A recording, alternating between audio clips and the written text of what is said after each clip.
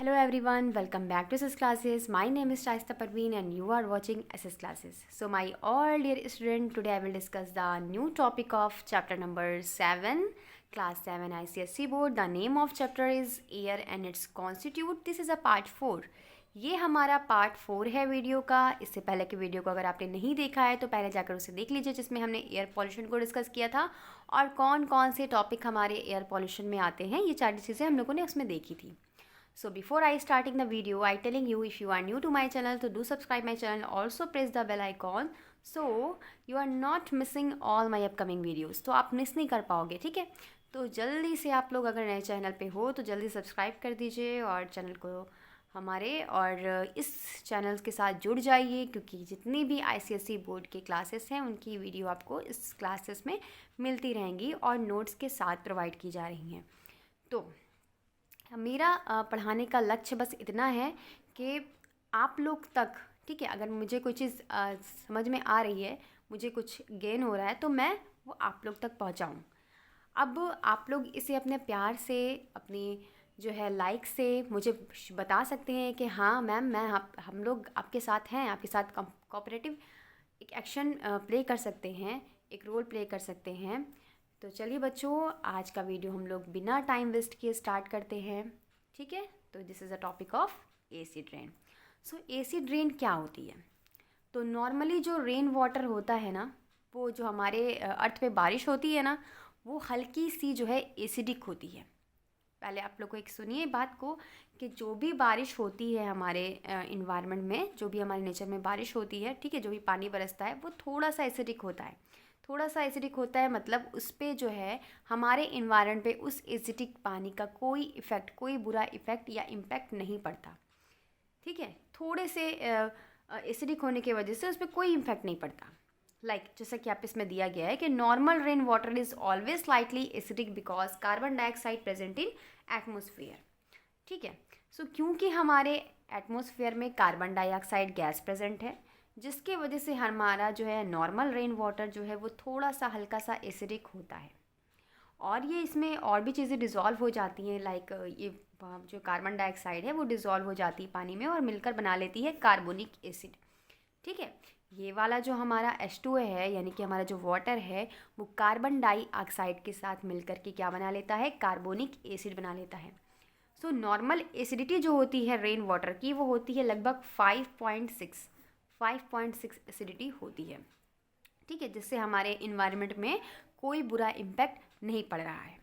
अब ये हमारा H2O वाटर, जो हमारा वाटर है वो कार्बन डाइऑक्साइड के साथ रिएक्ट करेगा, मिलेगा, ठीक है, और क्या बना लेगा? हमारा कार्बोनिक एसिड बना लेगा। तो एनी रेनफॉल हैज़ पीएच, कोई भी रेनफॉल, ठीक है, कोई भी रेनफॉल जिसका पीएच वैल्यू कम होगा, लेस देन होगा 5.6 से, सो उसको हम लोग बोलेंगे एसिड रेन। मतलब मैंने क्या बताया कि नॉर्मल एसिडिटी रेन की हमारी 5.6 है। अब जब कभी ऐसा कोई हुआ कंडीशन कि रेनफॉल जो है हमारे रेनफॉल का पीएच वैल्यू अगर 5.6 से कम आ रहा है, इसका मतलब है कि हम उसे कहेंगे कि वो एसिड रेन है, ठीक है। इतनी बात समझ में आई कि एसिड रेन कहेंगे कब? अब ये देखिए कि एसिड रेन बनती कैसे है। तो कुछ गैसेस में वाटर से जो है रिएक्ट करके बना लेती हैं, वाटर की एसिडिटी को इंक्रीज़ कर देती हैं, ठीक है, जिसकी वजह से हमारा जो है एसिड रेन कॉज होता है। पहला तो जो सल्फ़र डाइऑक्साइड है, अभी सल्फ़र डाइऑक्साइड आपको कहाँ कहाँ से निकलेगी? सल्फ़र डाइऑक्साइड जो हमारी फैक्ट्रियों से निकला हुआ जो धुआं है, या फिर और भी जगह, अभी मैं आपको बुक में समझाऊंगी, ठीक है। तो ये हमारा निकला हुआ है, और इसमें से नाइट्रस ऑक्साइड भी जो हमारा अमोनिया भी निकल रहा है, नाइट्रिक ऑक्साइड निकल रहा है, ये दोनों चीज़ें सल्फ़र डाइऑक्साइड और नाइट्रोजन ऑक्साइड, ये दोनों जो है हमारे वाटर के साथ रिएक्ट करके क्या बना लेते हैं? ये हमारे वाटर के साथ रिएक्ट करते हैं और एसिड रेन बना लेते हैं, यानी कि वाटर को जो है बहुत ज़्यादा हार्मफुल कर देते हैं, उसकी एसिडिटी को जो है वहाँ पर बढ़ा देते हैं, जिसकी वजह से हमारी जो है क्या होता है कि हमारे इन्वायरमेंट में एसिड रेन कॉज होती है, जो सिर्फ प्लांट्स के लिए नहीं, जो सिर्फ एनिमल्स के लिए नहीं, हमारे इन्वायरमेंट के लिए, हमारे जो मेटल्स है वो सबके लिए क्या है? बहुत ही ज़्यादा हार्मफुल है। इससे बहुत सारे फिशेस, एक्वाटिक फिशेस को सबसे ज़्यादा नुकसान होता है, इसको वाटर पर इफ़ेक्ट पड़ता है, बहुत सारी चीज़ें जो हैं इस पर बहुत ज़्यादा इम्पैक्ट, बुरा इम्पैक्ट पड़ता है एसिड रेन का। तो चलिए अब अपनी बुक में देखिए आप लोग और देखिए किस तरीके से एसिड रेन अपना कॉज हो रहा है। सो पहला आपकी बात बुक में दिया गया है। नौ मैंने जो वो बताया कि जो भी कार्बोनेसियस फ्यूल्स को हम लोग जला रहे हैं या जो रिलीज़ हो रहा है गैस, ठीक है, उसी से कार्बन डाइऑक्साइड जो निकल रहा है वो वाटर के साथ सीधे रिएक्ट करके कार्बोनिक एसिड को बना ले रहा है। उसके बाद कुछ और गैसेस जैसे मैंने बताया कि सल्फर डाइऑक्साइड H2O के साथ मिलकर H2SO3 बना लेती हैं, अमोनिया के साथ मिलकर क्या बना लेती हैं, H2O के साथ मिलकर बना लेती हैं अमोनियम नाइट्रिक एसिड, या फिर हम बोल सकते हैं नाइट्रोजन ऑक्साइड के नाइट्रिक एसिड बना लेती हैं। अब ये एसिड रेन जो है वो बिल्डिंग के लिए, मोनूमेंट्स के लिए, ठीक है, जिसमें लाइमस्टोन मिला होता है, मार्बल लाइक कैल्शियम कार्बोनेट जिसे हम कह सकते हैं, उसके लिए काफ़ी ज़्यादा डैमेज करती हैं उसको, ठीक है। तो ये क्या करती हैं, उस पर जब ये गिरती हैं कि बूंदें, तो प्लांट्स की जो है एसिडिटी को, सॉइल को बढ़ा देती है, जिससे प्लांट्स की फर्टिलिटी कम हो जाती है ना। प्लांट्स में अगर एसिडिक मात्रा ज़्यादा हो जाएगी तो वहाँ प्लांट्स हमारा क्या हो जाएगा, ठीक से ग्रो नहीं कर पाएगा, उसकी फर्टिलिटी कमज़ोर हो जाएगी, फर्टिलिटी कम हो जाएगी। लाइक इसमें देखिए, इस पिक्चर में देखिए, इंडस्ट्री से निकला हुआ ये है, इंडस्ट्री से हमारे निकल रहा है सल्फर डाइऑक्साइड और नाइट्रोजन डाइऑक्साइड। अभी ये जो है थर्मल पावर प्लांट से निकल रहा है, चाहे इंडस्ट्री से निकल रहा है, जब ये दोनों हमारे इन्वायरमेंट में आएगा तो हमारे इन्वायरमेंट में कार्बन डाइऑक्साइड पहले से ही मौजूद है, पहले से ही हमारे कार्बन डाइऑक्साइड हमारे इन्वायरमेंट प्रेजेंट है। अब ये इसके साथ रिएक्ट करेगा, वाटर के साथ रिएक्ट करेगा, और फिर उसको क्या है, हमारा जो वाटर है केमिकल रिएक्शन के बाद जो है उस क्लाउड्स को एसिड बना देगा, और जो बारिश होगी वो क्या होगी, एसिड रेन कहलाएगी, जो कि बहुत ही ज़्यादा हार्मफुल है। लाइक देखिए यहाँ पर the formation of acid rain, किस तरीके से एसिड रेन का फॉर्मेशन हो रहा है, इतना आप लोग को क्लियर हुआ बच्चों। अब देखिए, जो वर्ल्ड फेमस बिल्डिंग है ताजमहल, वो धीरे धीरे येलो होती जा रही है इसी एसिड रेन की वजह से, क्योंकि जो मार्बल है वो बिल्डिंग के साथ रिएक्ट कर दे, जो मार्बल है ना बिल्डिंग का, वो रिएक्ट कर रहा है कैल्शियम कार्बन के साथ, जो हमारा कार्बन डाइऑक्साइड पहले से ही मौजूद है, H2O के साथ मिल करके येलो इन कलर हो जा रहा है। अब ये सल्फर ऑक्साइड जो है, जो फॉर्म करता है सल्फोरिक एसिड, मेनली रिलीज हो रहा है फ्रॉम मथुरा रेनफॉरेस्ट। ये कहाँ से रिलीज हो रहा है, इसका नाम याद रख लीजिएगा आप लोग, बहुत इंपॉर्टेंट है। मथुरा रेनफॉरेस्ट से ये क्या है कि निकल रहा है, मेनली रिलीज हो रहा है। अब जो है हम ये जो हमारा एयर पॉल्यूशन है, इसको हम लोग कैसे कंट्रोल कर सकते हैं, एसिड रेन को हम लोग कैसे कंट्रोल कर सकते हैं। सो फर्स्ट ऑफ ऑल इसमें मेथड दिए हैं कुछ, some of the method is reduced of air pollution mention below. First of all use of smokeless fuels and improving supply of air for burning fuels. पहला तो हमें smokeless यानी धुएं वाले जो फ्यूल्स हैं उनको जो है उनमें कुछ इम्प्रूवमेंट करना पड़ेगा, जिनसे कम से कम धुआं निकले, कम से कम बर्निंग वाले फ्यूल्स का हमें यूज़ करना पड़ेगा। फिर है बर्न लेस फोसिल फ्यूल, ठीक है, हमें आधा अधूरा जला हुआ जो कचरे वगैरह होते हैं वो भी जो है हमारे इन्वायरमेंट को बहुत नुकसान पहुंचाते हैं, like improving insulation in our buildings. फिर है making vehicles and more efficient, हमें अपने व्हीकल्स को कुछ ऐसा उसमें टेक्नोलॉजी लानी पड़ेगी जिससे जो है कम से कम जो है वो एयर को पॉल्यूट करे। थर्ड पॉइंट है हमारा make vehicle which burn fuel more efficiently fit catalytic converters. Catalytic converter क्या होता है, कैटालिटिक कन्वर्टर जो होता है एयर पॉल्यूशन कंट्रोल का काम करता है, जो अगर किसी व्हीकल में लगा होता है तो उससे जो है कम से कम जो है एयर पॉल्यूट होती है।